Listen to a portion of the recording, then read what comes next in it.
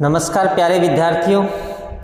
तो पिछली वीडियो में हम संप्रदान कारक चतुर्थी विभक्ति के विषय में चर्चा कर रहे थे और हमने संप्रदान संज्ञा करने वाला जो सूत्र था उसको हमने पढ़ लिया था कि कर्मणा यम अभिप्रैति सह संप्रदानम, अर्थात कर्ता अपने दान कर्म के द्वारा जिसको प्रसन्न करता है उसकी संप्रदान संज्ञा होती है। कर्ता अपने दान कर्म के द्वारा जिस वस्तु को प्रसन्न करता है या जिसको प्रसन्न करता है उसकी संप्रदान संज्ञा होती है। और संप्रदान संज्ञा करने का फल था कि चतुर्थी संप्रदाने, जो पाणिनि जी का अगला नियम है, वो क्या करता था कि संप्रदान संज्ञक शब्द में चतुर्थी विभक्ति का प्रयोग किया जाता है। ठीक है, उसके उदाहरण भी मैंने आपको लिखा दिए थे।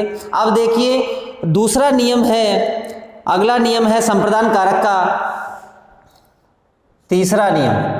कौन सा नियम है? तीसरा नियम है रुच्यर्थानाम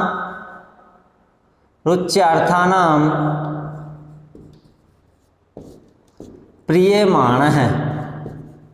रुच्यर्थानाम प्रियमाणः। अब देखिए चतुर्थी विभक्ति का प्रयोग और कहाँ पर किया जाएगा? रुच्यर्थानाम प्रियमाणः, चतुर्थी विभक्ति का प्रयोग और कहाँ पर होता है? तो नियम नंबर 3 है रुच्यर्थानाम प्रियमाणः।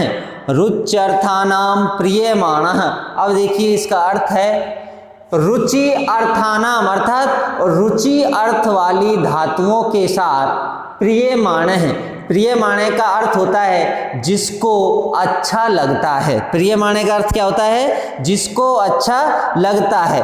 प्रियमाणे का शब्द का अर्थ क्या हुआ? जिसको अच्छा लगता है। रुचि अर्थ वाली धातुओं का जब प्रयोग होता है और उन रुचि अर्थ वाली धातुओं के प्रयोग में जिसको जो चीज अच्छी लगती है उसकी संप्रदान संज्ञा होती है। और जब उसकी संप्रदान संज्ञा हो जाएगी तो चतुर्थी संप्रदाने, जो अगला नियम है, वो क्या करता है? संप्रदान संज्ञक शब्द में चतुर्थी विभक्ति का प्रयोग करता है। समझ में आया? तो देखिए इसका अर्थ लिखिए, रुच्यर्थानाम प्रियमाणे का अर्थ लिखिए रुचि अर्थ वाली, अर्थ लिखिए, उसके बाद उदाहरण लिखते हैं इसके। रुचि अर्थ वाली धातुओं के, रुचि अर्थ वाली धातुओं के प्रयोग में प्रियमाण शब्द में, प्रियमाण का मतलब क्या होता है? जिसको जो चीज अच्छी लगती है वह। कोष्टक में लिख देता हूं, जिसको अच्छा लगता है। प्रियमाण का मतलब क्या होता है? जिसको अच्छा लगता है। जिसको अच्छा लगता है। प्रियमाण उस शब्द में, प्रियमाण शब्द की संप्रदान संज्ञा होती है। संप्रदान संज्ञा होती है। संप्रदान संज्ञा होती है।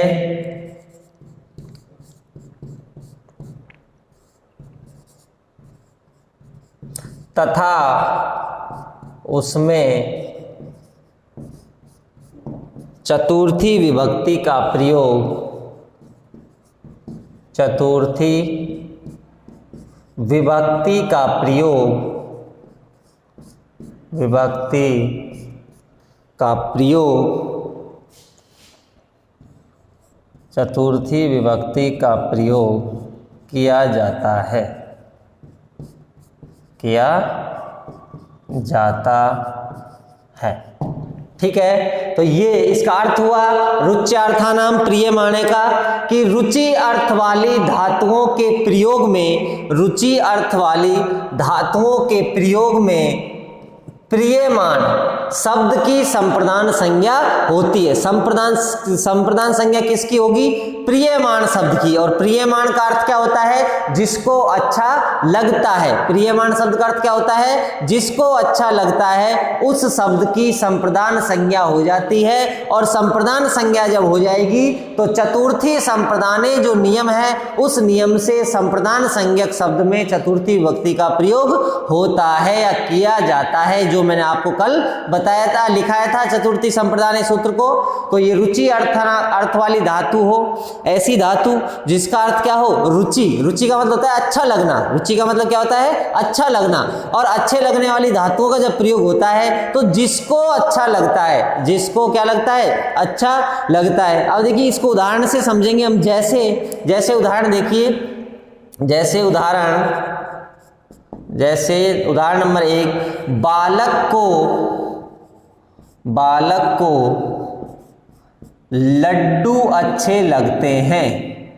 बालक को लड्डू अच्छे लगते हैं। अच्छे लगते हैं। बालक को लड्डू अच्छे लगते हैं। अब देखिए ये वाक्य है। अब इस वाक्य में हमको पता लगाना है कि इस वाक्य में संप्रदान संज्ञक शब्द कौन सा है।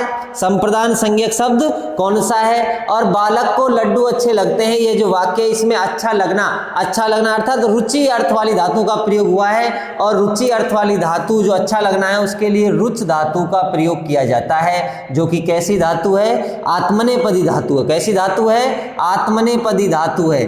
आत्मनेपदी धातु है रुच धातु। और रुच धातु का अर्थ क्या होता है? अच्छा लगना। क्या होता है? अच्छा लगना। तो देखिए जब किसी वाक्य में रुचि अर्थ वाली धातु का प्रयोग होता है तो जिसको जो चीज अच्छी लगती है उसकी संप्रदान संज्ञा होती है। ठीक है, तो देखिए बालक को लड्डू अच्छे लगते हैं, तो अच्छे लड्डू लगते हैं। अच्छे क्या लगते हैं? लड्डू। तो अच्छे किसको लगते हैं? बालक को लगते हैं। किसको लगते हैं? बालक को लड्डू अच्छे लगते हैं। तो ये जो बालक है ये कैसा शब्द है? प्रियमान शब्द है। कैसा शब्द है? प्रियमान शब्द। और प्रियमान शब्द का मतलब क्या होता है? जिसको जो चीज अच्छी लगती है। तो ये लड्डू जो अच्छे लग रहे हैं वो किसको लग रहे हैं? बालक को अच्छे लग रहे हैं। तो इस बालक की हमको क्या करनी है? रुच्यर्थानाम प्रियमाणे जो सूत्र है उससे हमको संप्रदान संज्ञा करनी है। और संप्रदान संज्ञा जब इसकी हो जाएगी तो चतुर्थी संप्रदाने जो पाणिनि जी का नियम है उस नियम से इस बालक में हमको कौन सी विभक्ति का प्रयोग करना है? चतुर्थी विभक्ति का प्रयोग करना है। तो देखिए इसकी संस्कृत बनाते हैं। तो देखिए बालक है, संप्रदान संज्ञक शब्द है, इसमें कौन सी विभक्ति का प्रयोग करना है? चतुर्थी का करना है। कारण आपको समझा दिया है, ये नियम है रुच्यार्थानाम प्रियमाणे। तो देखिए क्या बनेगी संस्कृत इसकी? बालकाय। बालक का चतुर्थी विभक्ति एक वचन का रूप क्या होता है? बालकाय। बालक को लड्डू अच्छे लगते हैं। तो लड्डू एक थोड़ी है, बहुत सारे। क्या है? एक लड्डू नहीं है। लड्डू अच्छा लगता है जब तो एक वचन होता है, लेकिन लड्डू अच्छे लगते हैं तो लड्डू क्या है? बहुवचन है। ठीक है ना? तो यहाँ पर लड्डू को संस्कृत में क्या बोलते हैं? मोदक बोलते हैं। क्या बोलते हैं? मोदक। और लड्डू की जब मोदक का जब बहुवचन रूप बनाएंगे तो क्या बनेगा? मोदकानी। क्या बनेगा? बालकाय मोदकानी। बालकाय मोदकानी। और रोचते रोचते रोचनते ये बहुवचन है तो यहाँ पर भी क्रिया किसकी होगी? बहुवचन की। तो क्या बनेगा? बालकाय मोदकानी रोचनते। बालक को लड्डू अच्छे लगते हैं। बालकाय मोदकानी रोचनते। बालक को लड्डू अच्छे लगते हैं। समझ में आ गया? तो ये इसका उदाहरण है रुच्यार्थानाम प्रियमाणे का, कि रुचि अर्थ वाली धातुओं के प्रयोग में जिसको जो चीज अच्छी लगती है उसकी संप्रदान संज्ञा होती है। जिसको अच्छा लगता है उस शब्द की संप्रदान संज्ञा होती है। और जिसको अच्छा लगता है उस शब्द को क्या कहते हैं हम? प्रियमान। सूत्र में भी दे रखा है प्रियमान। और रुच्यार्थानाम का मतलब रुचि अर्थ वाली धातुओं के प्रयोग में जिसको जो चीज अच्छी लगती है उसकी संप्रदान संज्ञा हो जाती है और उसमें चतुर्थी विभक्ति का प्रयोग होता है। ठीक है, तो ये बालकाय मोदकानी रोचनते, ये बालक को अच्छे लड्डू अच्छे लगते हैं, इसका क्या बनाई हमने? संस्कृत बनाई। पेपर में यदि यह वाक्य आ जाता है कि बालकाय मोदकानी रोचनते, और रेखांकित इसको कर देगा और आपसे पूछेगा कि रेखांकित पद में कौन सी विभक्ति का प्रयोग हुआ है, उसका कारण लिखिए। तो हम किसकी अगर रूप सिद्धि भी बनवाता है तो क्या लिखेंगे, बालक शब्द जो है वो क्या है, तो बालक शब्द इस वाक्य में जो रुच धातु का प्रयोग हुआ है और रुच धातु के प्रयोग के कारण रुच्यर्थानाम प्रियमाणे जो सूत्र है वो यही कहता है कि रुच्यर्थ वाली धातुओं के प्रयोग में जिसको अच्छा लगता है उसकी संप्रदान संज्ञा होती है और चतुर्थी संप्रदाने से उसमें कौन सी विभक्ति का प्रयोग होता है, चतुर्थी विभक्ति का प्रयोग होता है। ठीक है, अब देखिए अगला उदाहरण, राम को हनुमान अच्छे लगते हैं। उदाहरण नंबर दूसरा, राम को हनुमान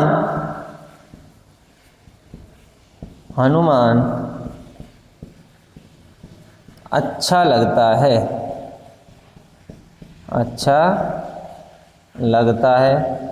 राम को कौन अच्छा लगता है, हनुमान अच्छा लगता है। राम को हनुमान अच्छे लगते हैं या अच्छा लगता है, तो इसको लिखिए अच्छे लगते हैं, अच्छे लगते हैं, अच्छे लगते हैं। उसको क्या बनेंगे, अब देखो अच्छे लग रहे हैं क्या, हनुमान, तो किसको लग रहे हैं, राम को। तो राम की हमको क्या करनी है, संप्रदान संज्ञा करनी है। अब इसमें कौन सी विभक्ति का प्रयोग करना है, चतुर्थी का। तो क्या बनेगा, रामाय, राम का चतुर्थी विभक्ति का एक वचन क्या बनता है, रामाय। हनुमान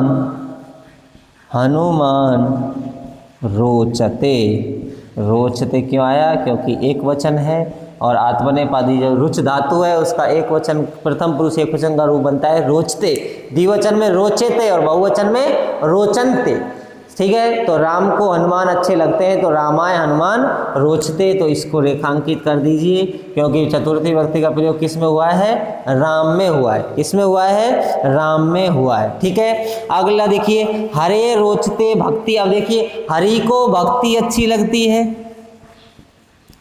हरि को भक्ति अच्छी लगती है, हरि को भक्ति अच्छी लगती है,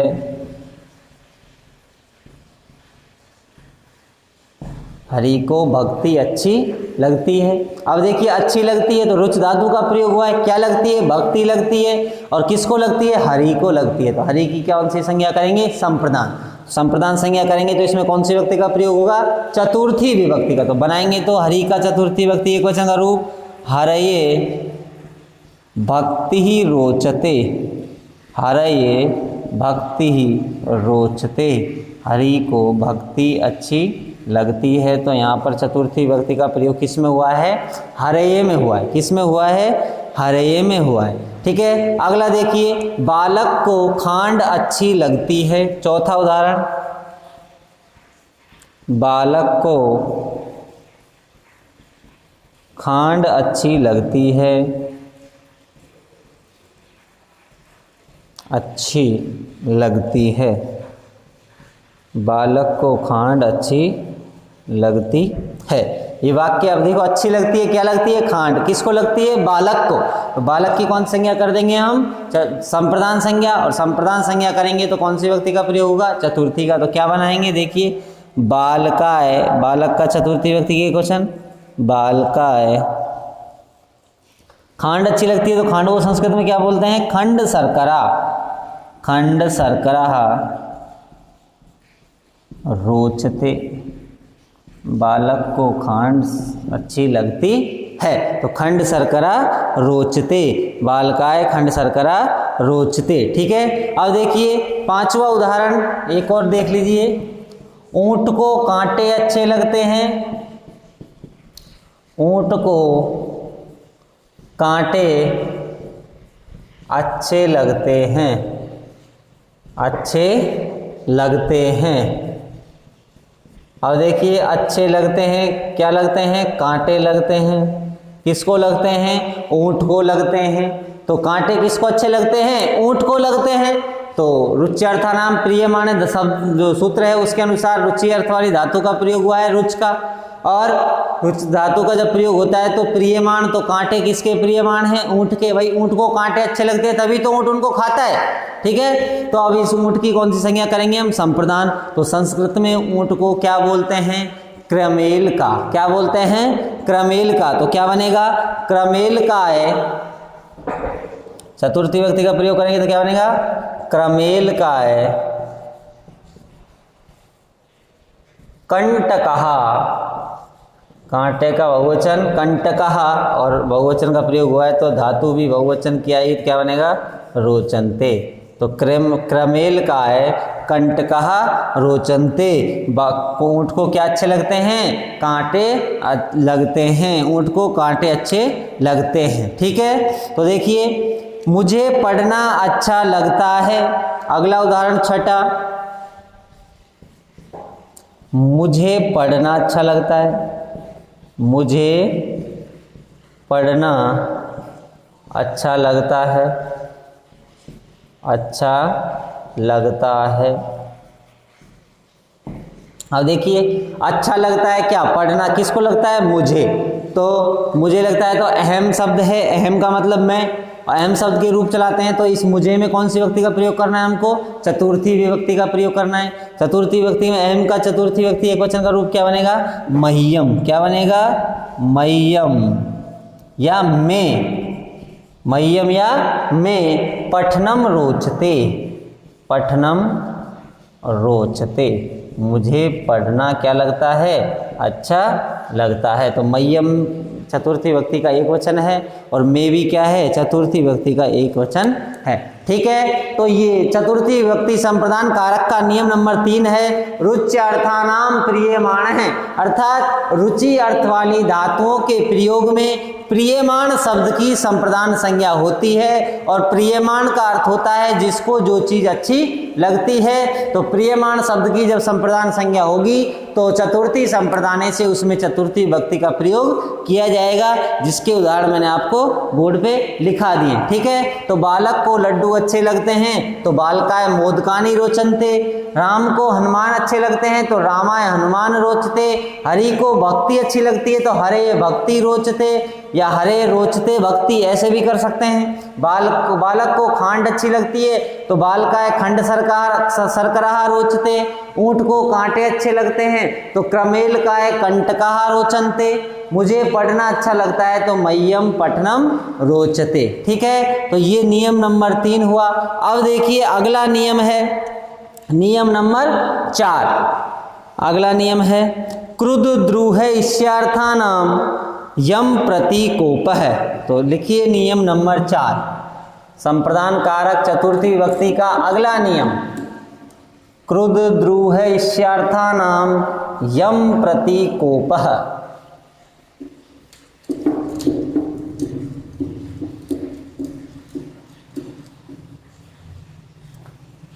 नियम नंबर 4 लिखना है संप्रदान कारक का, क्रुद्ध द्रूह ईश्य असूय अर्थानाम यम प्रतीकोपः। यम प्रतीकोपः अर्थात क्रुद्ध का मतलब होता है क्रोध करना, द्रूह का मतलब होता है द्रोह करना, ईर्ष्य का मतलब होता है ईर्ष्या करना, और असूय का मतलब भी होता है ईर्ष्या करना या जलना। इन अर्थ वाली धातुओं का जब प्रयोग होता है या इनके समानार्थी और धातुओं का प्रयोग होता है तो यम प्रति कोप है। यम यानी जिसके प्रति, कोप यानी क्रोध किया जाता है, उसकी हमको कौन सी संज्ञा करनी होती है? संप्रदान संज्ञा करनी होती है, और उसमें चतुर्थी विभक्ति का प्रयोग किया जाता है। ठीक है, तो देखिए नियम नंबर 4, नियम नंबर 4, क्रुद्ध द्रूहेष्यार्थानाम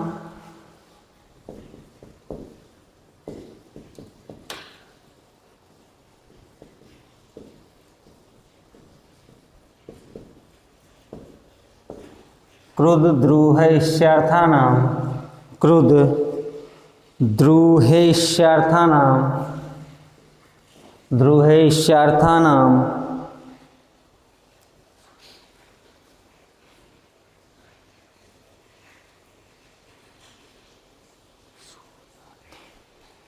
ईष्या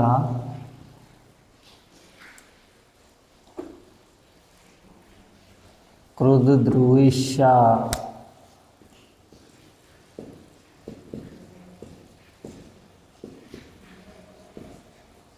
क्रुद्ध द्रूह ईश्यर्थानाम यम प्रतीकोपः, यम प्रतीकोपः। नियम नंबर 4 देखिए, क्रुद्ध, द्रुह, ईश्य, असूय, ये 4 धातुओं का प्रयोग यहाँ पर हुआ है।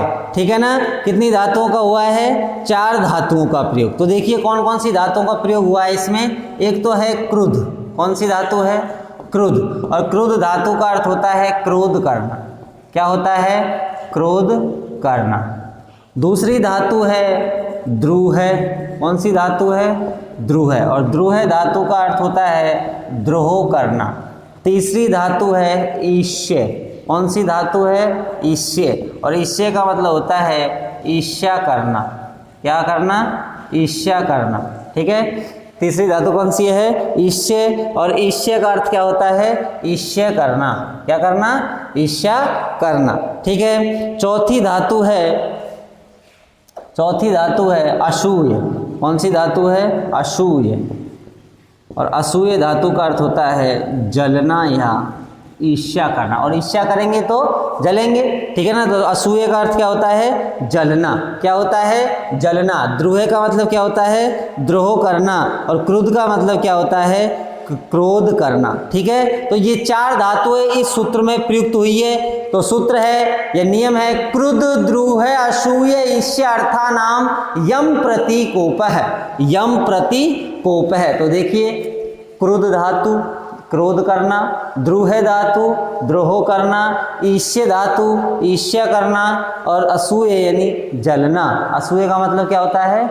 जलना। ठीक है, तो यम प्रतीकोप है, अर्थात इन 4 अर्थ वाली धातु या इन 4 धातुओं, ये क्रोध करने अर्थ वाली जो धातु है, इन धातुओं के साथ तथा इनके समानार्थी जो धातु है उन धातुओं के साथ यम प्रतीकोप है। यम यानी जिसके प्रति कोप यानी क्रोध किया जाता है, उसकी हमको कौन सी संज्ञा करनी होती है? संप्रदान संज्ञा करनी होती है। तथा उसमें कौन सी व्यक्ति का प्रयोग किया जाएगा?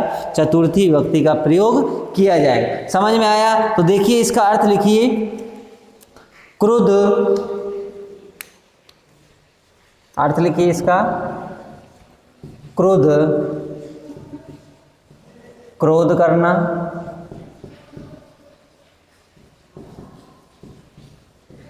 क्रोध का मतलब क्रोध करना। द्रुह है द्रोह करना, द्रुह का मतलब द्रोह करना। ईर्ष्य, ईर्ष्या करना।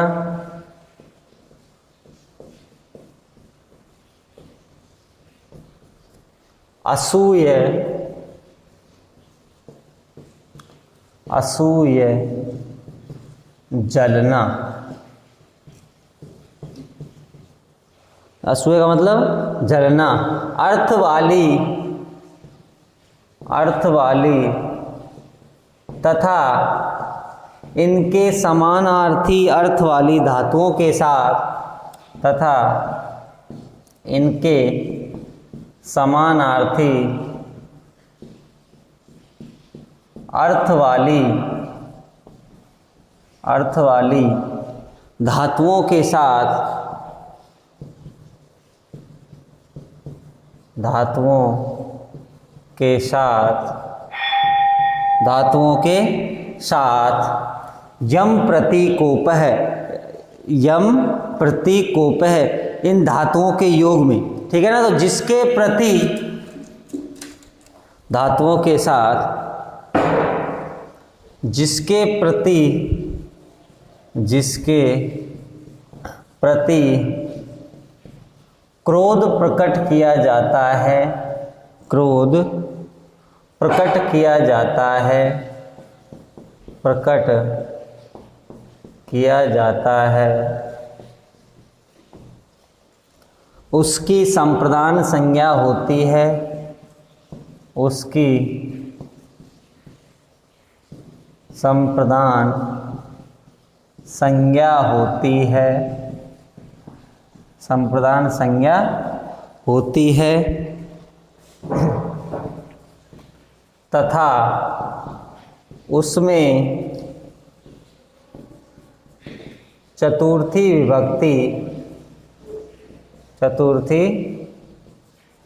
विभक्ति का प्रयोग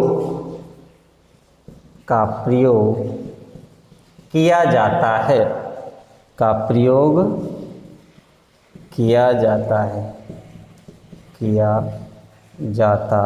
है।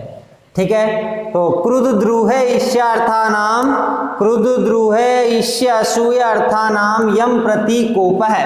अर्थात ये 4 धातुएं इस सूत्र में दे रखी है। पहली धातु है क्रुद्ध, और क्रुद्ध धातु का अर्थ होता है क्रोध करना। दूसरी धातु है द्रुह, और द्रुह धातु का अर्थ होता है द्रोह करना। तीसरी धातु है ईश्य, और ईश्य धातु का अर्थ होता है ईर्ष्या करना। तथा चौथी धातु है असूय, और असूय धातु का अर्थ होता है जलना। इन 4 अर्थ, इन क्रोध करने वाली अर्थ वाली जो धातु है, इनके साथ अर्थ वाली धातुओं के साथ तथा इनके समानार्थी अर्थ वाली धातुओं के साथ, अर्थात ऐसी और भी धातु हो सकती है इन चारों के अलावा, जिनका अर्थ क्या होता है क्रोध करना, जलना या ईर्ष्या करना। ठीक है, तो इनके समानार्थी जो धातुओं के साथ जिसके प्रति क्रोध प्रकट किया जाता है, इस बात को समझना है। इन धातुओं का प्रयोग हो रहा है क्रोध करना, जलना या ईर्ष्या करना। ठीक है, तो जिसके प्रति क्रोध प्रकट किया जाता है, यम प्रतीकोप है, उसकी संप्रदान संज्ञा होती है। ठीक है ना, इन धातुओं का जब प्रयोग होता है तो इन धातुओं का प्रयोग होने पर जिसके प्रति हमको क्या प्रकट करना होता है, क्रोध प्रकट किया जाता है, उसकी संप्रदान संज्ञा करनी होती है। और संप्रदान संज्ञा करने के बाद चतुर्थी संप्रदाने से उसमें कौन सी विभक्ति का प्रयोग होता है, चतुर्थी विभक्ति का प्रयोग होता है। समझ में आया? अब देखिए उदाहरण से हम समझते हैं। जैसे पिता पुत्र पर क्रोध करता है, पिता पुत्र पर क्रोध करता है। अब देखिए क्रोध करता है, तो क्रोध करने के लिए क्रुद्ध धातु का प्रयोग होगा, और क्रुद्ध धातु का प्रयोग होने पर जिसके प्रति क्रोध किया जाए, तो देखिए क्रोध कौन कर रहा है, पिता कर रहा है, और किसके ऊपर कर रहा है, पुत्र के ऊपर कर रहा है। तो यहाँ पर ये पुत्र है, ये कैसा शब्द है, संप्रदान संज्ञक शब्द है। कैसा शब्द है, संप्रदान संज्ञक शब्द है। और इसमें संप्रदान संज्ञक शब्द होने के कारण इसमें हम कौन सी विभक्ति का प्रयोग करेंगे, चतुर्थी विभक्ति का प्रयोग करेंगे। ठीक है ना, तो देखिए इसकी संस्कृत बनाएंगे तो क्या बनेगी, पिता पुत्राय क्रुध्यति, पिता पुत्राय क्रुध्यति, पिता पुत्र पर क्या करता है, क्रोध करता है। तो यहाँ पर पुत्राय में कौन सी विभक्ति का प्रयोग हुआ, चतुर्थी का। कारण क्या है, क्योंकि क्रुद्ध धातु का प्रयोग हुआ है, और क्रुद्ध धातु का प्रयोग हुआ है तो ये क्रोध जो किसके ऊपर किया जा रहा है, पुत्र के ऊपर किया जा रहा है। अब कौन कर रहा है इससे मतलब नहीं है, क्रोध किसके ऊपर किया जा रहा है, भाई पिता को जो क्रोध आ रहा है या गुस्सा आ रहा है वो किस कारण आ रहा है, पुत्र के ऊपर आ रहा है। तो इस पुत्र की हमको संप्रदान संज्ञा करनी है, इसमें कौन सी विभक्ति का प्रयोग करना है, चतुर्थी विभक्ति का प्रयोग करना है। ठीक है ना। अब देखिए दुर्जन सज्जन से द्रोह करता है। दूसरा उदाहरण, दुर्जन अर्थात बुरे लोग जो होते हैं वो क्या करते हैं, सज्जनों से क्या करते हैं, घृणा करते हैं। क्या करते हैं, या द्रोह करते हैं। तो देखिए दुर्जन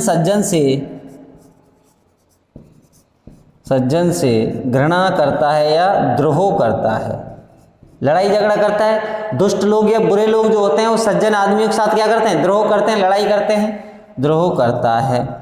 अब देखिए द्रुह धातु का प्रयोग हुआ है, द्रोह करना का मतलब द्रुह धातु का प्रयोग हुआ है।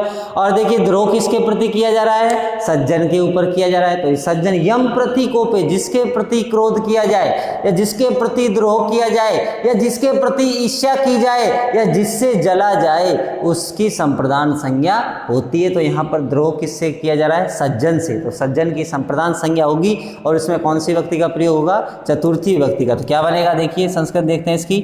दुर्जन है, दुर्जन है सज्जनाय, सज्जनाय, दुर्जन है सज्जनाय द्रुहति, दुर्जन है सज्जनाय द्रुहति। दुर्जन सज्जन पे क्या करता है, द्रोह करता है। ठीक है, अब देखिए सीता गीता से ईर्ष्या करती है, सीता गीता से ईर्ष्या करती है। तीसरा उदाहरण, सीता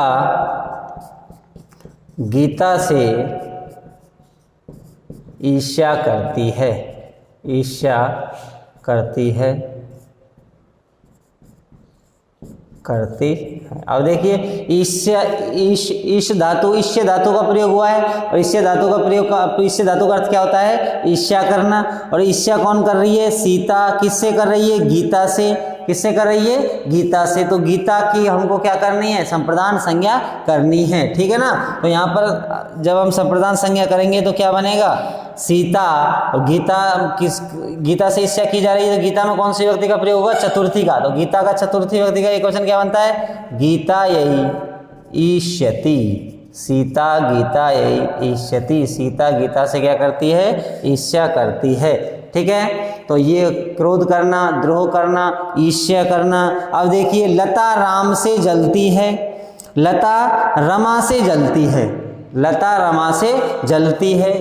चौथा उदाहरण देखिए, लता रमा से जलती है और जलने के लिए कौन सी धातु का प्रयोग किया जाता है, असूय धातु।